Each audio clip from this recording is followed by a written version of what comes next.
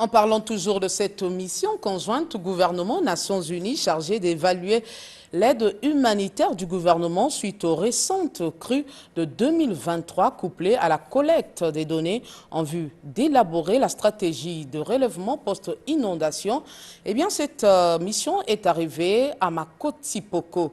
Parmi les points évoqués lors des différentes rencontres avec les autorités figure le projet de dragage et de construction des maisons sur pilotis. Alexis de la Rivière. Les récentes inondations de 2023 ont placé le district de Makoti-Poko dans un état de dévastation sans pareil. Plusieurs édifices publics et des habitations ont été gravement endommagés.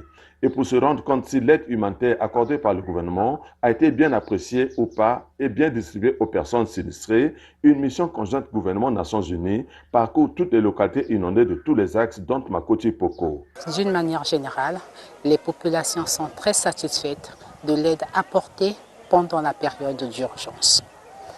Cependant, il y a certains secteurs qui n'ont pas été pris en compte, notamment le secteur agriculture, le secteur pêche et abri.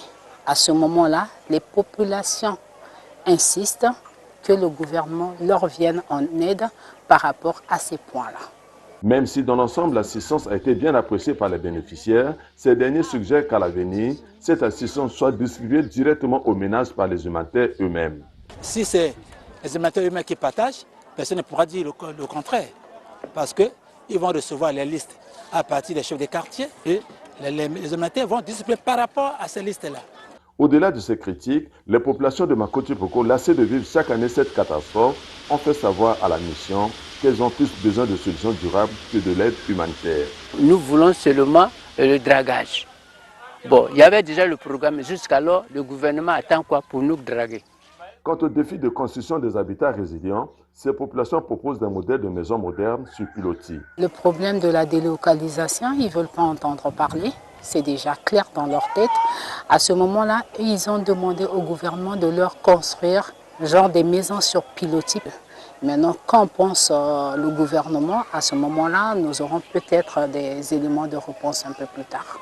Des focus organisés aussi bien à Makoti-Poko qu'au village Motokomba, il ressort avec insistance que ces populations ont plus besoin du projet de remblaiement et de stabilisation des bases de Makoti-Poko comme à Moussaka.